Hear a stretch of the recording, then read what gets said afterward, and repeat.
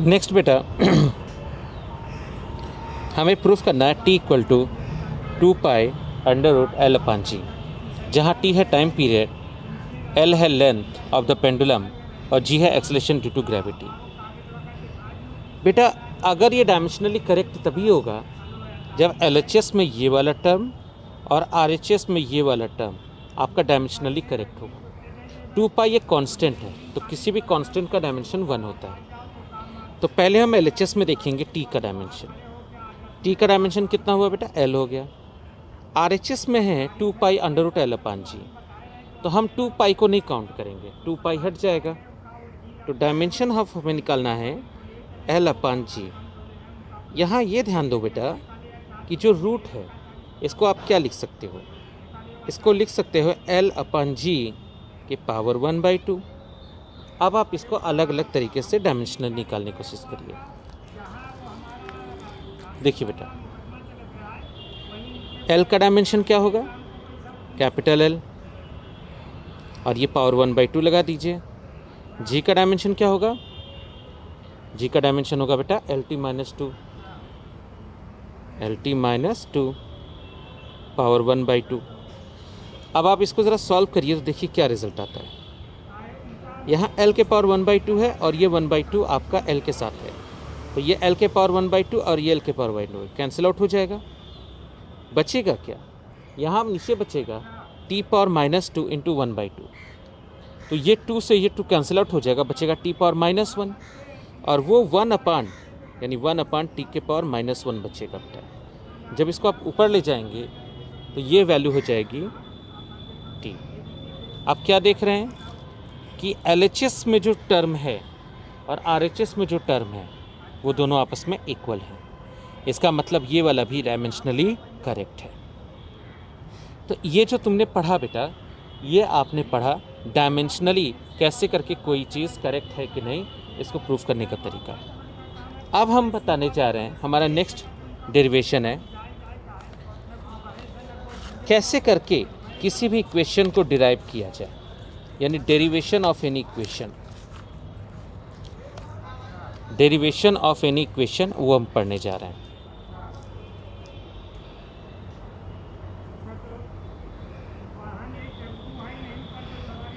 Derivation of an equation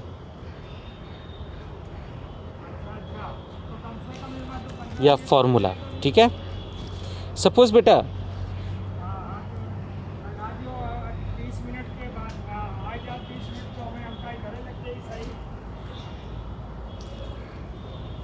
मान लीजिए आपको बता दिया गया कि जो सेंट्रीपिटल फोर्स है,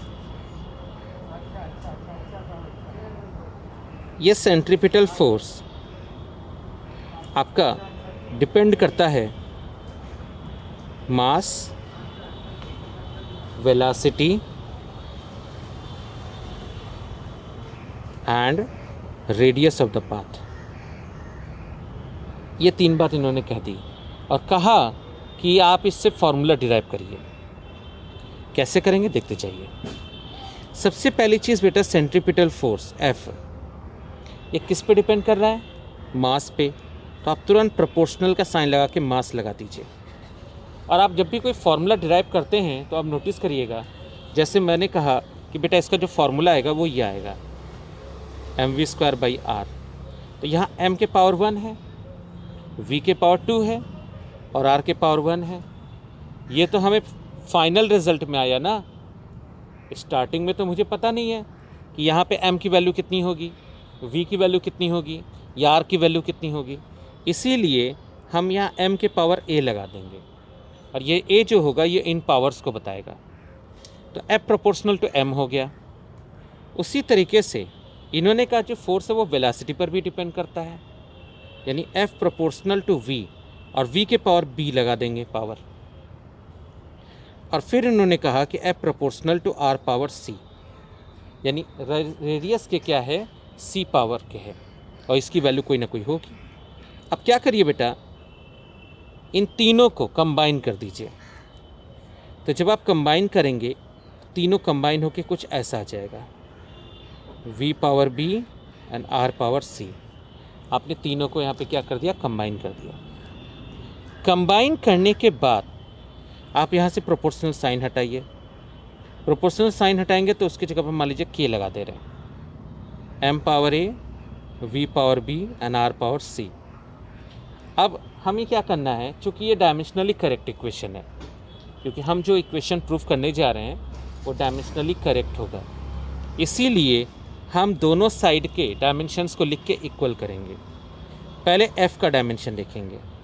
f का डायमेंशन होता है mlt -2। k कांस्टेंट है तो k को छोड़ देंगे, मास है, मास का डायमेंशन क्या होगा बेटा, capital M power a, v क्या है lt -1 power b and r that is l power c। अब आप क्या करिए, इन सबको ज़रा एक तरफ करिए, सही ढंग से लिखिए, m power n, l power 1, t power -2 equal to, देखिए m पावर एक ही जगह पर है तो a लिखिए, l देखिए बेटा, l यहाँ पर एक यहाँ पर आ रहा है और एक यहाँ पर आ रहा है, तो l के पावर है b और l के पावर c, बिल्कुल मैथमेटिक्स का रूल लगेगा, b प्लस c हो जाएगा। सिमिलरली t की बात करते हैं, यहाँ t के पावर है -b तो t के पावर -b हो जाएगा। हमारे पास ये तीनों वैल्यूज़ हो गए। अब आप दोनों तरफ कंपेयर करिए, m के पावर a, m के पावर 1, यहाँ a की वैल्यू क्या है, on comparing both sides, on comparing both sides, जब दोनों तरफ हम कंपेयर करेंगे तो देखिए क्या मिलता है, a की वैल्यू कितनी आ जाएगी, 1 आएगी, देखिए m के पावर है, m के पावर 1, तो a की वैल्यू 1 आ गई। सिमिलरली l के पावर है b प्लस c और यहाँ l के पावर 1 है, यानी कि b plus c is equal to 1 आ गया। इसे इक्वेशन 1 मान लो, इसे इक्वेशन 2 मान लो। इसी तरीके से t के पावर है -b और t के पावर -2, तो -b इज इक्वल टू -2। यहाँ से b की वैल्यू कितनी आ गई बेटा, 2 आ गई, और जैसे ही b की वैल्यू 2 आ गई, आप इसकी वैल्यू इसमें रख दीजिए, तो b 2 plus c is equal to 1, तो c इक्वल टू कितना आ जाएगा, -1। आपको c की वैल्यू भी पता चल गई। अब आपके पास तीनों वैल्यूज़ हो गए, a की वैल्यू भी पता चल गई, b की वैल्यू भी पता चल गई और c की वैल्यू पता चल गई। क्या करते हैं, अब हम इस इक्वेशन में पुट करते हैं, तो f equal to k m, m के पावर a मतलब 1 आ जाएगा, उसके बाद क्या है v, तो v के पावर 2 आ जाएगा, और फिर अगला क्या है r, r के पावर -1, यानी f इक्वल टू आ जाएगा k m v square upon r। अगर आप चाहें तो k की वैल्यू 1 रख दें, या k की वैल्यू जो भी होती होगी कांस्टेंट में, वो ओरिजिनल कांस्टेंट वो रख देंगे, अदरवाइज़ हम k की वैल्यू 1 रखेंगे। तो f इक्वल टू क्या हो जाएगा, k mv square by r। ये हो गया रिलेशन फोर्स का। आई होप ये पूरा समझ में आ गया होगा बेटा, पूरा प्रोसेस क्लियर हो गया होगा किस तरह से ये आपका इक्वेशन डिराइव होता है। एक और इक्वेशन देखते हैं। मान लीजिए मुझे डिराइव करना है time period of a simple pendulum. ये डिपेंड करता है मास ऑफ द पेंडुलम, ये डिपेंड करता है लेंथ पर, और ये डिपेंड करता है एक्सेलेरेशन ड्यू टू ग्रेविटी पे। बेटा ये कोई ज़रूरी नहीं है कि जो चीज़ मैंने लिखी है उसी पर डिपेंड भी करेगा। अगर वो इक्वेशन में नहीं आ रहा है इसका मतलब उस पर वो डिपेंड नहीं करेगा। फ़िलहाल हम यहाँ नोट कर दे रहे हैं, बट ये गारंटी नहीं है कि डिपेंड करेगा कि नहीं। चलिए कैसे स्टार्ट करेंगे बेटा, फिर से वही तरीका। इन्होंने कहा जो टाइम पीरियड है वो मास के पावर a है, लेंथ के पावर b है, और ग्रेविटी के पावर c है। तीनों को कंबाइन कर दिया जाए, तो जब आप तीनों को कंबाइन करेंगे तो क्या रिजल्ट आएगा, t proportional to m power a, l power b and g power c। जैसे तीनों वैल्यू आ गए बेटा, अब क्या करेंगे, प्रोपोर्शनल की साइन हटाएंगे, इसके जगह k लगाएंगे, m power a, l power b and g power c। तुरंत हम इसका बेटा दोनों तरफ का डायमेंशनली इक्वल करेंगे। t इज इक्वल टू कितना आ जाएगा देखिए, k तो हट जाएगा, m power a, l power b and g क्या है, lt minus 2। Acceleration due to gravity, उसकी वैल्यू कितनी होती है, c होती है। ये वैल्यू हो गई। यहाँ से दोनों तरफ को इक्वल करो, m power 0, l power 0 and t power 1 equal to m power a, l power, देखिए यहाँ b है और यहाँ c है, तो b प्लस c हो जाएगा एंड t पावर, यहाँ देखिए माइनस 2c है, तो ये माइनस 2c हो जाएगा। अब दोनों तरफ कंपेयर करो, a की वैल्यू कितनी हो गई, a की वैल्यू 0 हो गई, b प्लस c कितना होगा बेटा,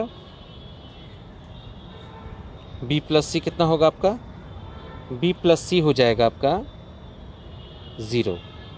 ठीक, इक्वेशन 1, इक्वेशन 2, दो इक्वेशंस हो गए। थर्ड इक्वेशन में क्या है, minus 2c, minus 2c equal to 1 हो जाएगा, तो c इक्वल टू कितना हो जाएगा, माइनस 1/2। आपको c की वैल्यू पता चल गई। जब आपको c की वैल्यू पता चल गई तो इसकी हेल्प से आप b प्लस c में रख दीजिए वैल्यू, तो b प्लस c में b की वैल्यू कितनी आ जाएगी बेटा, ये आ जाएगा 1/2। अब ये जो वैल्यूज़ आए हुए हैं इनको अपनी इक्वेशन में पुट करिए, तो t इक्वल टू m के पावर k m के पावर 0, l के पावर b की वैल्यू कितनी आई है 1/2 और g के पावर माइनस 1/2। ये हमने वैल्यूज़ पुट कर दी। यहाँ से t की वैल्यू रखेंगे k, देखिए m की वैल्यू 0 हो गई 1, डेट इज़ यहाँ l के पावर 1/2 और g के पावर 1/2, जो माइनस 1/2 था उसको 1/2 में कन्वर्ट कर दिया। यहाँ से सॉल्व करेंगे तो t की वैल्यू आ जाएगी k अंडर रूट l अपान g। अब k की जो वैल्यू होगी कांस्टेंट में वो रख देंगे, नॉर्मली ये 2 पाई होता है तो 2 पाई रख देंगे, अदरवाइज़ जो भी वैल्यू होगी वो रख दिया जाएगा। आई होप ये क्वेश्चन आपको समझ में आ गया होगा, ये पूरा डेरिवेशन क्लियर हो गया होगा। एनसीईआरटी का एक क्वेश्चन है जिसमें इन्होंने कहा है कि जो फ्रीक्वेंसी है, इन्होंने कहा कि जो फ्रीक्वेंसी है, फ्रीक्वेंसी ऑफ अ स्ट्रिंग, ये डिपेंड करता है length of the string, tension force और स्प्रिंग कांस्टेंट या फोर्स कांस्टेंट पर, फोर्स कांस्टेंट या स्प्रिंग कांस्टेंट। और एक और बात पे डिपेंड करती है, ये डिपेंड करता है मास पर यूनिट लेंथ पर, मास पर यूनिट लेंथ पे ये डिपेंड करता है। अब इस क्वेश्चन को समझने से पहले हमें कुछ चीज़ों को जानना चाहिए। सबसे पहले आ रहा है टेंशन। बेटा टेंशन एक तरह का फोर्स ही है और इसका डायमेंशन होगा MLT-2। ठीक, ये आपका हो गया। दूसरा फोर्स कांस्टेंट, फोर्स कांस्टेंट को कहा जाता है K। जो फोर्स कांस्टेंट है इसको कहा जाता है बेटा K या, और अगला आता है बेटा मास पर यूनिट लेंथ, मास पर यूनिट लेंथ।